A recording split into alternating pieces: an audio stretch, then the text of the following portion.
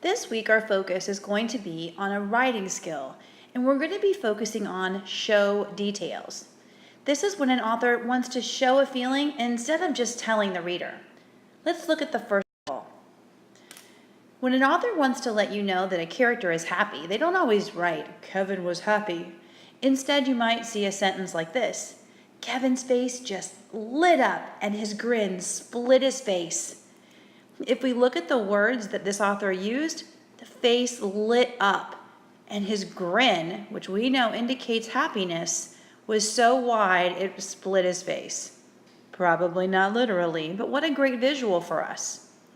Today we're going to be looking through some books that you might find on your teacher's bookshelves from Sunshine State books of years past. Let's take a look at the first example that has a great show me paragraph or two.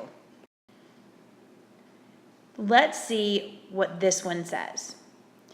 Mr. Hambert's face turned as red as a new potato. He burbled and shone and shook Mr. Dunwoody's hand, then Mrs. Dunwoody's hand, and then Mr. Dunwoody's hand again. "Excellent, excellent," he boomed. "Congratulations. Perfect house for a family. So big, so full of history. A quick look around the second floor and we can go back to my office and sign the papers." What feeling was the author showing you? There's a stop sign here. I want you to take a moment and look at number 1 and fill it in. We are going to look at it together in a moment. Pause the video. Let's take a look at what the feeling might be. The author was showing that Mr. Dunwoody, he was happy. His face was booming. His face grew red. His voice was booming. And that may make you think he was mad, but then the author included the character saying, "Congratulations." And we can tell that the character was happy to see the house or to sell the house. Now let's take a look how you should have shown those details on your response. You should have included something that Mr. Hambert felt happy or excited. Either one would be correct. Then you're going back and using text evidence. I know this because the text stated, and you might include, his voice boomed.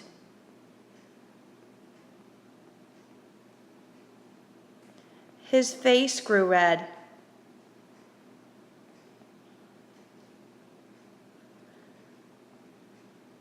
And he shouted, "Congratulations."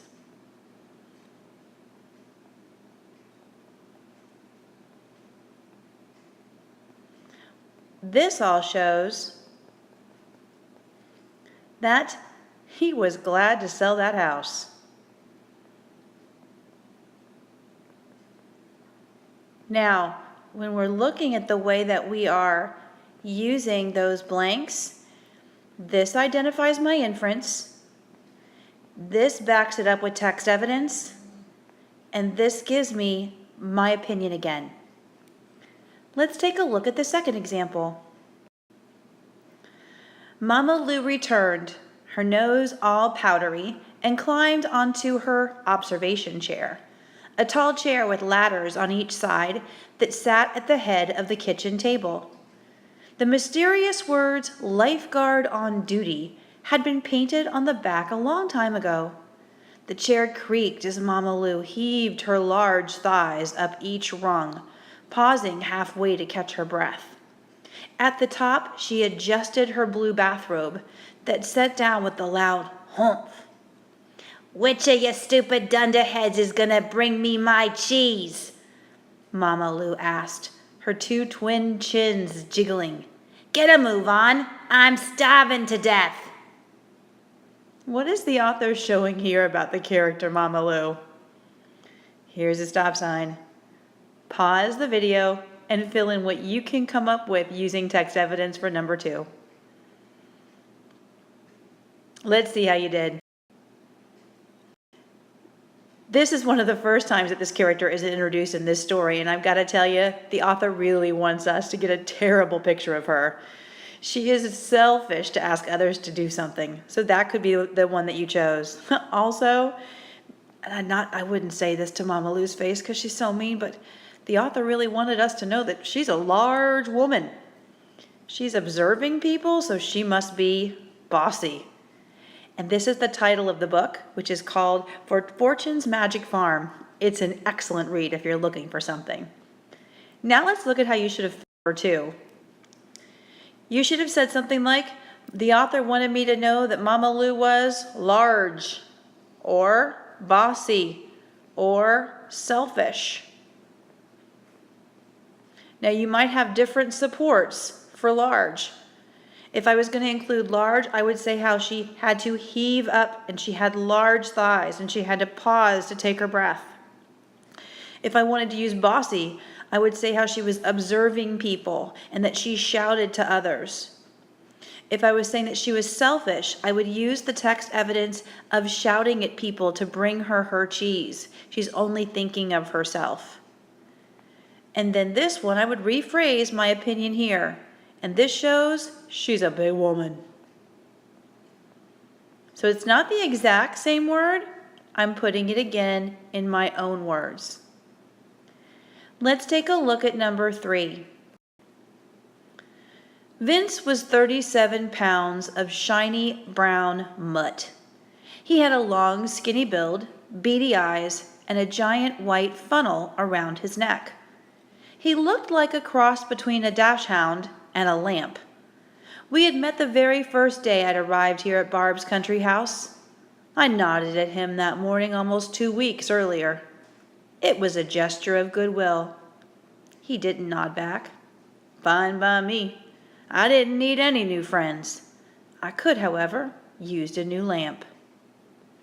What is the author showing you about these 2 characters? Now this one's a trick, and I'm going to explain a couple things first. This is a giant white funnel. A funnel looks like this. He's a mutt, which is a dog.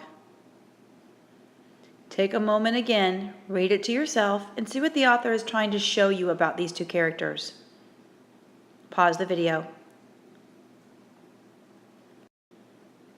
Now the author wants us to know that the main character, Vinny, is not liked by the narrator, and the narrator doesn't really care if Vinny is his friend or not. And I don't know if you got to make this inference or not with just such a small part of the book, but did you also catch that the author wanted us to know that Vinny was a dog?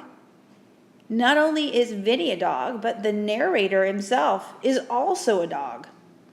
You might have wanted to pick up that the author wanted us to see the narrator as a tough guy. She included information like, I don't need any new friends. She also spoke in short, simple sentences, which means he sounded kind of gruff in my head. This was the book Trouble with Chickens, and if you haven't read it, it's also a very good read. And here's our last one. Rolf was sitting on a low stool that had been placed to the side of the throne. He was wearing a black tunic of their father's that was too loose about the middle. His face was pale, and there were dark circles under his eyes. What does this author show about Rolf? Pause the video and find the text evidence to support your inference. The author was showing either that Rolf was tired or worried.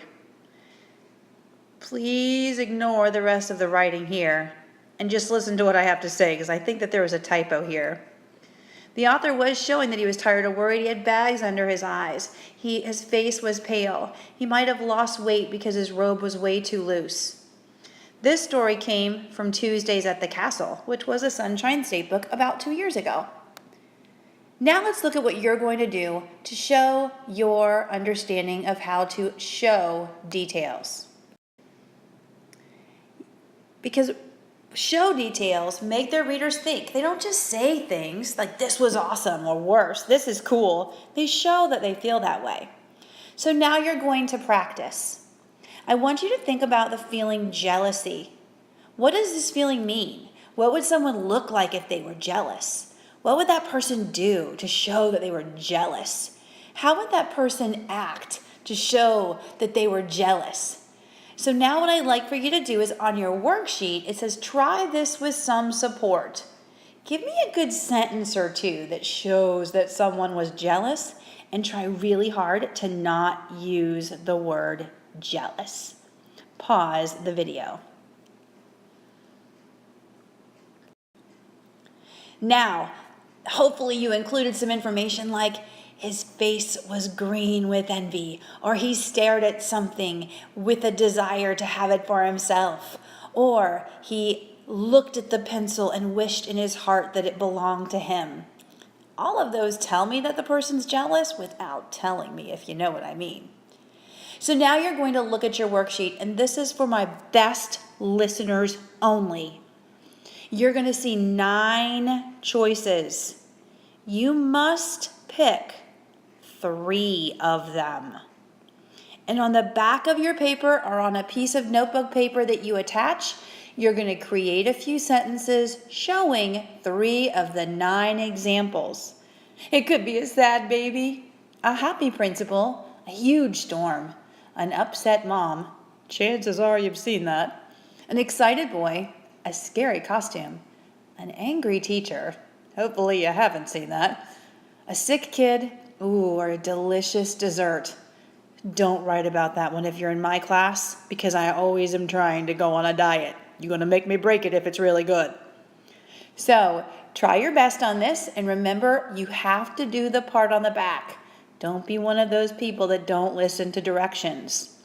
Put your name on your paper and turn it in to where your teacher asks you to.